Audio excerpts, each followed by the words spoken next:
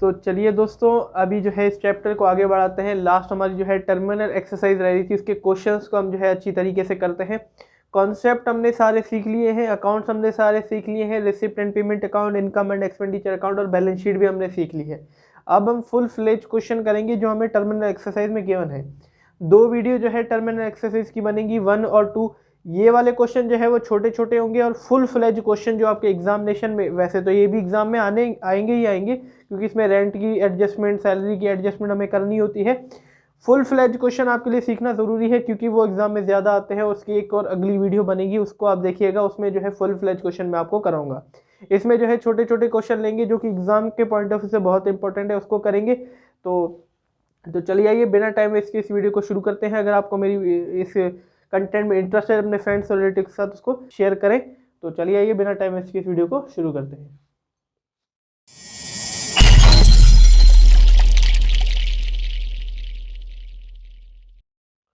दोस्तों, terminal exercise के जो प्रैक्टिकल क्वेश्चन है वही मैं आपको कराऊंगा। 6th से हमारे जो है प्रैक्टिकल क्वेश्चन स्टार्ट है। आज की वीडियो में हम जो है छोटे छोटे क्वेश्चन ज़्यादा करेंगे। अगली जो वीडियो आएगी उसमें हमारे फुल फ्लैज क्वेश्चन होंगे, जिसमें हमें सारी एडजस्टमेंट्स गिवन होगी, उसको हम जो है करेंगे। ठीक है, टर्मिनल एक्सरसाइज के आपको मैं स्क्रीन पे तो क्वेश्चन दिखाऊंगा नहीं, आपको जो है लिंक में डिस्क्रिप्शन में लिंक गिवन होगी बुक की, उसमें जो है टर्मिनल एक्सरसाइज आपको गिवन होगी, वो उसको खोल लीजिए। ठीक है, सबसे पहले यहाँ पे हमें जो है क्वेश्चन नंबर 6 से स्टार्ट करते हैं। क्वेश्चन नंबर 6 जो है आपको पेज नंबर 168 पे दिख रहा होगा, उसमें हमें जो है रिसिप्ट एंड पेमेंट अकाउंट बनाना है। ठीक है, रिसिप्ट एंड पेमेंट अकाउंट बनाना बहुत आसान है। डेबिट साइड हमारी सारी रिसिप्ट आती हैं। अगर कैश हमारे पास आता है तो उसको डेबिट साइड हमें पुट कर देना है, कैश हमसे जाता है तो उसको हमें जो है क्रेडिट साइड पुट कर देना है, यानी कि पेमेंट साइड में। ठीक है, तो इसको मैं बोर्ड पे नहीं कराऊंगा, आपको मैं बता देता हूँ कि कौन कौन से आइटम कहाँ कहाँ आने हैं। ठीक है, सबसे पहले लिखा हुआ है कैश इन हैंड 1 जनवरी 2013, तो ये हमारा बैलेंस बीडी है, डेबिट साइड में जो है इसको लिखा जाएगा। और कैश एट बैंक, ये भी बैलेंस बीडी है, कैश और बैंक दोनों करके हम जो है जैसे रिसिप्ट एंड पेमेंट अकाउंट में लिखते थे, बीडीएम जो है डेबिट साइड इसको लिख देंगे। सब्सक्रिप्शन, कैश आता है सब्सक्रिप्शन की वजह से, तो डेबिट साइड में इसको लिया जाएगा, रिसिप्ट है हमारी। एंट्रेंस फीस भी रिसिप्ट है हमारी, तो डेबिट साइड भी जो है इसको लिया जाएगा। Wages paid to labourers, labour को हमने जो है दिहाड़ी दी है तो हमसे कैश गया है, पेमेंट साइड यानी कि क्रेडिट साइड लिखा जाएगा।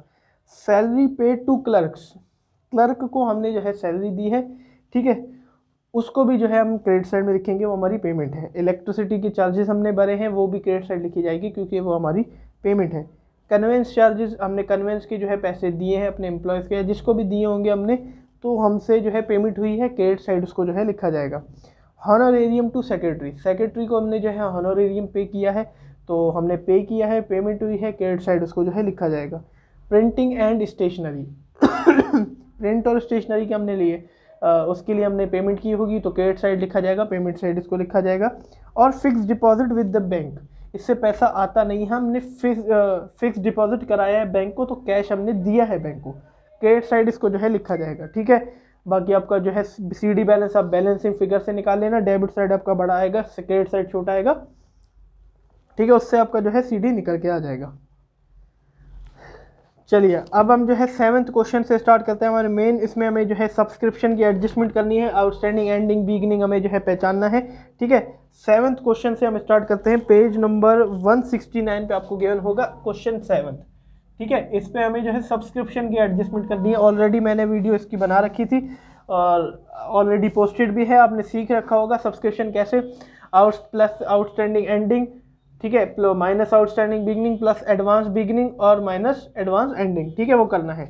अब इस क्वेश्चन में हमें जो भी चीज़ें गिवन होगी वो अगर करंट ईयर से बिलोंग कर रही होंगी उसको ऐड करेंगे, नहीं तो हटा देंगे। ठीक है, एक तो कॉन्सेप्ट आउटस्टैंडिंग एंडिंग बिगनिंग वाला मैंने आपको सिखाया, और दूसरा क्या, आप देखो करंट ईयर से रिलेट कर रही है तो ठीक है उसको ऐड कर दो, नहीं तो आप लेस करेंगे।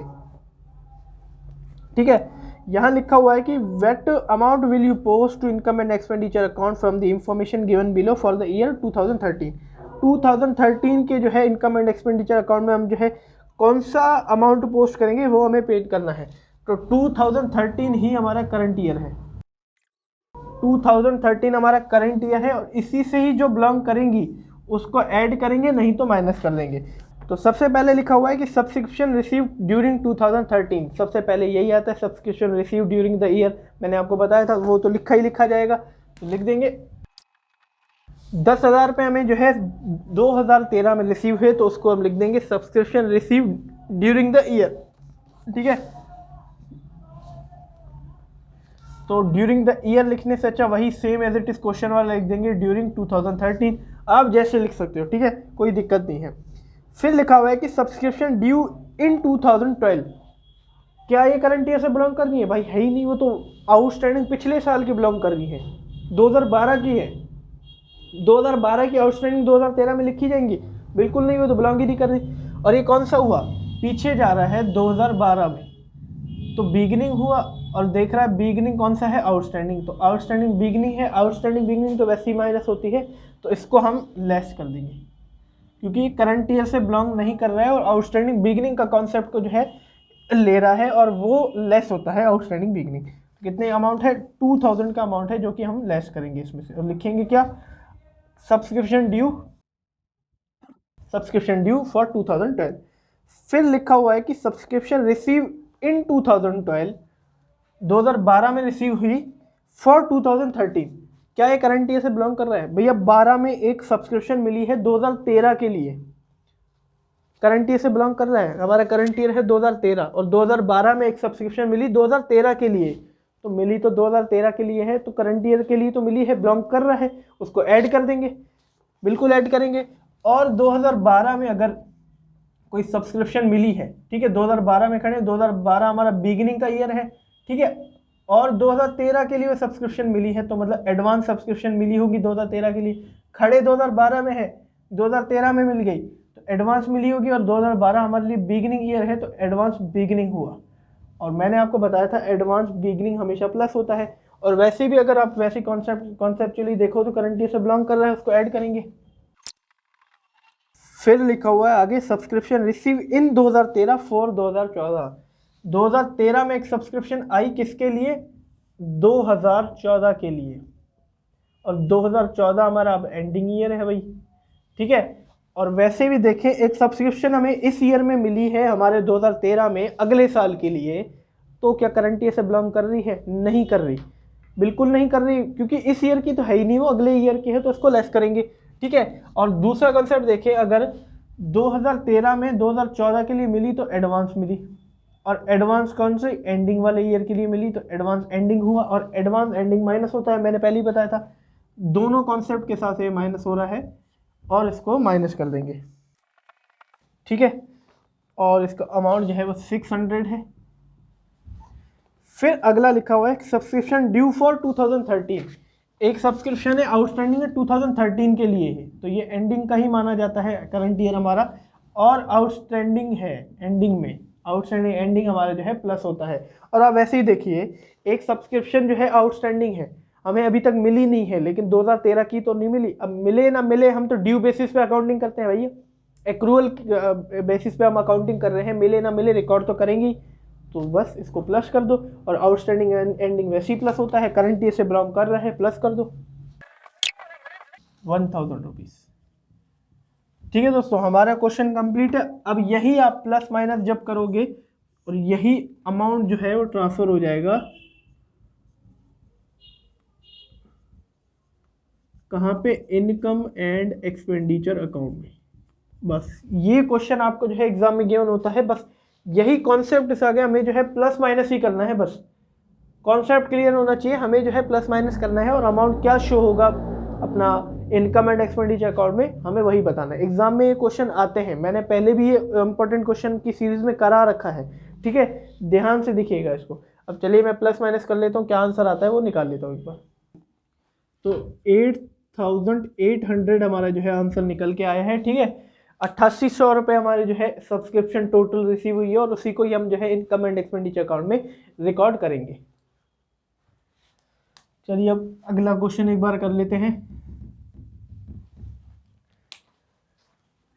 अगला क्वेश्चन है क्वेश्चन 8, ठीक है। आज हम जो है ऐसे इस टाइप के क्वेश्चन करेंगे, अगली वीडियो हमारी जो है फुल फ्लेज क्वेश्चन की होंगी, ठीक है। तो क्वेश्चन 8 में हमें जो है रेंट की करनी है। सेम एज इट इज यही कॉन्सेप्ट उठा के हमें जो है इसमें लगा देना है और रेंट की कैलकुलेशन करनी है। लिखा हुआ है how will you show the following in the income expenditure account. हमें जो है कैसे शो करेंगे इसको जो है इनकम एंड एक्सपेंडिचर अकाउंट में। कुछ ट्रांजैक्शन गिवन है, उसको हमें जो है एज अ रेंट शो करना है इनकम एंड एक्सपेंडिचर अकाउंट में। सबसे पहले लिखा हुआ है कि rent paid in the current year, तो वो तो रिकॉर्ड होगा ही। सबसे पहले expense paid in the current year होगा ना, रेंट एक्सपेंस है हमारा, लिख देंगे रेंट पेड, ये हुआ हमारा क्वेश्चन 8 इन दी करंट ईयर 6000। फिर लिखा हुआ है कि रेंट ड्यू इन करंट ईयर, करंट ईयर में ही रेंट एक ड्यू है, उन्हें तो करंट ईयर से तो बिलोंग कर रहा है, उसको रिकॉर्ड करेंगे, प्लस कर दो आउटस्टैंडिंग एंडिंग है एक हिसाब से, ये भी ऐड कर दो रेंट ड्यू इन, ऐड कर दिया बस। अब देखिए ये करंट ईयर से बिलोंग करने वाला जो कॉन्सेप्ट है वो इस क्वेश्चन में काम आता है, जहाँ ईयर नहीं गिवन होते हमें। भैया अब इस क्वेश्चन में हमें यही देखना है कि करंट ईयर से बिलोंग कर रहा है तो ऐड कर दो, नहीं तो हटा दो, वही अमाउंट जो है ऐड होगा। अब देखिए करंट ईयर में एक जो है रेंट ड्यू था तो करंट ईयर का ऐड कर दिया। फिर लिखा हुआ कि rent paid last year for this year. भैया लास्ट ईयर हमने जो है रेंट पेड किया था, मतलब पिछले साल हमने जो है रेंट पे किया था इस ईयर के लिए, था तो इस ईयर का ही, पिछले साल भले किया हो, था तो इस ईयर का, ऐड कर दो बस। लास्ट ईयर पेड किया है इस ईयर के लिए, तो जाहिर सी बात है इसी ईयर का ही तो रेंट है, वो पे इसी ईयर तो किया होगा, इसी ईयर के लिए तो किया है, तो बिलोंग कर रहा है इस ईयर से, इसको ऐड कर देंगे। ठीक है दोस्तों, और एक हिसाब से अगर देखें तो ये हमारा जो है एडवांस बिगिनिंग हुआ, क्योंकि पिछले साल में अगर हम खड़े होकर देखें तो अगले साल के लिए पेड किया तो वो हुआ एडवांस, और पिछला साल हमारे लिए बिगिनिंग होता है तो एडवांस बिगिनिंग हुआ, और एडवांस बिगिनिंग हमेशा प्लस होता है। ठीक है, फिर लिखा हुआ है कि rent due of last year paid in this year. पिछले साल का जो रेंट था आउटस्टैंडिंग था वो हमने इस ईयर पे कर दिया। क्या ये इस ईयर का बिलोंग कर रहा है रेंट? इस ईयर का रेंट था क्या भाई? पिछले साल का था, नहीं कर रहा बिलोंग। अब क्या पिछले साल के भी खर्चे हम रिकॉर्ड करेंगे क्या इसमें? नहीं हो सकता, ये एक्रूअल कॉन्सेप्ट के खिलाफ है, तो ये हम जो है हटा देंगे।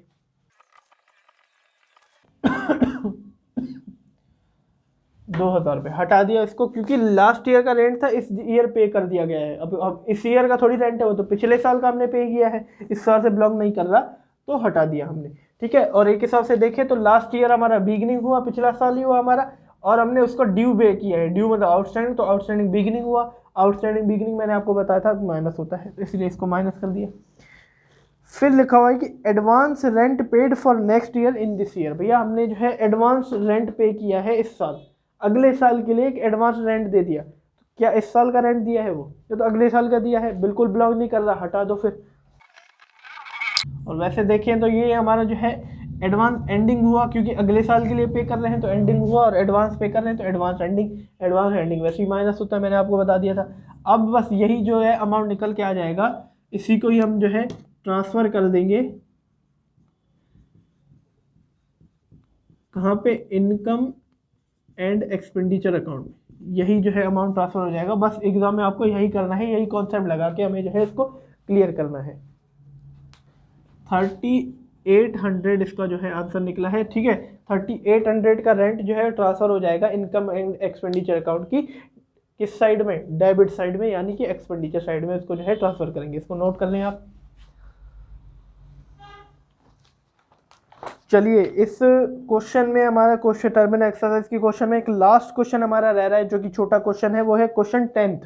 ठीक है, उसको हम करेंगे, वो भी हमारा रेंट का ही क्वेश्चन है। ठीक है, तो पेज नंबर 170 पे क्वेश्चन रेंट का एक क्वेश्चन होगा, क्वेश्चन नंबर 10, उसको आप जो है खोल लीजिए, उसको हम जो है इस वीडियो में कर लेते हैं। 7th, 8th और 10th, और साथ में हमने जो है 6th क्वेश्चन एक किया है, जो कि मैंने आपको बताया है। ठीक है, तो सबसे पहले यहाँ पे लिखा हुआ है कि how will you show following in, वही सेम एज इट इज़, हमें जो है कैसे शो करेंगे, वही same as it is question है, बस हमारे जो है अमाउंट बदल गए हैं। सबसे पहले लिखा हुआ है कि rent paid in the current year, वही लिख देंगे, rent paid in the current year. कितना है अमाउंट? 1000 का अमाउंट है। फिर ठीक है, ये तो आएगा ही। फिर लिखा हुआ है कि रेंट ड्यू इन करंट ईयर, वही भैया आउटस्टैंडिंग है इसी ईयर का ही है, करंट ईयर का ही है, रिलेट कर रहा है। और वैसे ही लिखा हुआ करंट ईयर तो करंट ईयर से ही रिलेट करेगा, उसको प्लस कर दो। सेम एज इट इज यही वाली ट्रांजेक्शन है, बस अमाउंट बदल दिया। आउटस्टैंडिंग एंडिंग वाली ट्रांजेक्शन है। अगला लिखा हुआ कि rent paid last year for this year. Last year हमने एक रेंट पे किया था जो कि इस साल के लिए था, इस साल से बिलोंग कर रहा है भैया, रेंट तो इस साल का था, बिल्कुल बिलोंग कर रहा है, ऐड कर दो। सेम यही वाली ट्रांजेक्शन है, बस अमाउंट बदल दिया गया है। फिर लिखा हुआ है कि rent due of last year paid in this year.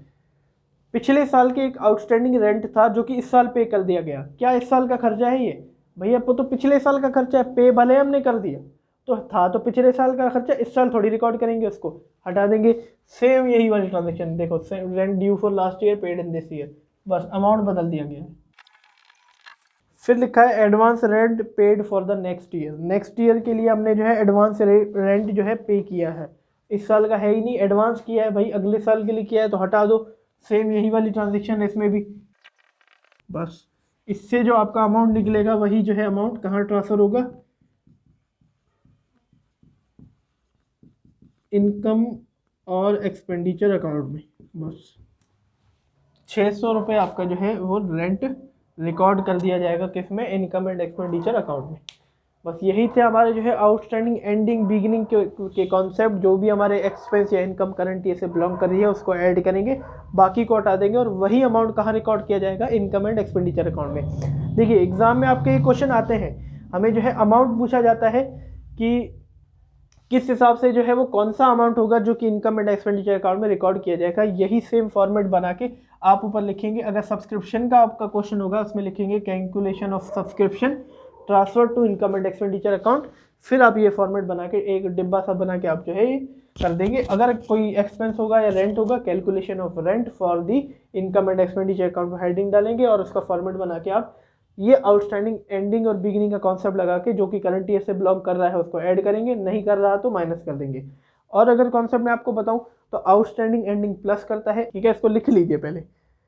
कोई इनकम रिसीव है या कोई एक्सपेंस पेड है फॉर द करंट ईयर उसको लिखा जाएगा, ठीक है, payment for the current year या रिसीव फॉर करंट ईयर उसको पहले लिखा जाएगा, plus outstanding ending minus outstanding beginning plus advance beginning minus advance ending, ठीक है। ये कॉन्सेप्ट लगा के आप इसको प्लस माइनस करेंगे। नहीं तो ये नहीं आ रहा आपको तो आप लिखेंगे, देखेंगे कि कौन सी करंट ईयर से बिलोंग कर रही है उसको ऐड करेंगे, नहीं कर रही तो हटा देंगे। किस हिसाब से सोचना है वो मैंने आपको जो है, आपने 3 क्वेश्चन कर रहे हैं तो उम्मीद है आपको ये अच्छे से आ गया होगा। तो धन्यवाद दोस्तों मेरी वीडियो को एंड तक देखने के लिए। आज की वीडियो को जो है हम इतना ही रखते हैं। अगली वीडियो में हम जो है फुल फ्लैज क्वेश्चन करेंगे, income and expenditure account, balance sheet दोनों बना के देखेंगे। किस में से बनाएंगे? रिसिप्ट एंड पेमेंट अकाउंट से। वो ज़्यादा इंपॉर्टेंट वीडियो होगी as compare to this video exam के पॉइंट ऑफ व्यू से, ठीक है। तो वेट करिए दूसरी वीडियो का, जल्द ही मैं दूसरी वीडियो भी पोस्ट कर दूंगा। तो फिलहाल आप जो है यही वीडियो देखी है तो इसी क्वेश्चंस की आप जब तक प्रैक्टिस करिए, ऐसे ही मेरे साथ पढ़ते रहिए, अपने फ्रेंड्स रिलेटिव के साथ मेरी वीडियोस को शेयर करते रहिए। अगर आपको कंटेंट अच्छा लगा है तो उनको भी बोलिए कि वो सब्सक्राइब करें, और आप अगर नए आए हैं चैनल में तो प्लीज़ आप भी जो है सब्सक्राइब करें। ऐसे एनआईएस के अपडेट्स, एनआईएस के कॉमर्स से जो रिलेट करते हैं सब्जेक्ट, वो आगे और जो है मैं वीडियोज़ की लाता रहूँगा। तो धन्यवाद, हैव अ नाइस डे।